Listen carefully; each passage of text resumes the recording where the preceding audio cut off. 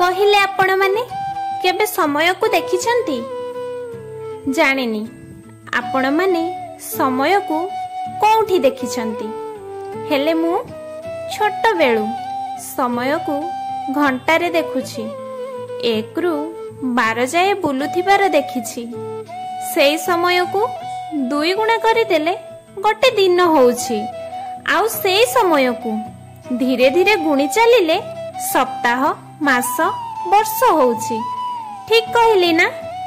ଆସନ୍ତୁ ସମୟ ବିଷୟରେ ମୁଁ ଗୋଟେ ଛୋଟ କବିତା କହୁଛି। ସମୟ ଚାହେଁନି ପଛକୁ କେବେ, ଅତୀତକୁ ଡେଇଁ ସବୁବେଳେ ଆଗକୁ ଭାବେ। ସମୟ ଚାହେଁନି ପଛକୁ କେବେ, ଅତୀତକୁ ଡେଇଁ ସବୁବେଳେ ଆଗକୁ ଭାବେ। ସମୟ କଳରେ ରହି ମଣିଷ କରିଚାଲେ ତା କର୍ମ। ସମୟ ତ ଖାଲି ତୁଲାଉଥାଏ ତା ଧର୍ମ। ଯେମିତି କର୍ମକୁ ସେମିତି ଫଳ, କାହା ପାଇଁ ସମୟ ହୁଏ ନା ଅଚଳ।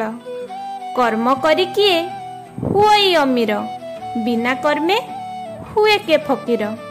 ହେଲେ ଦୋଷ ଦେଇ ଆମେ ଖସି ଯାଉ ସମୟ ନାଁର।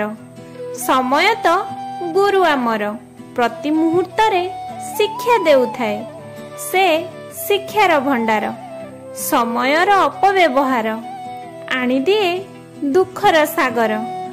ସମୟର ସଦୁପଯୋଗେ ଚମକି ଉଠେ ଭାଗ୍ୟ ଆମର।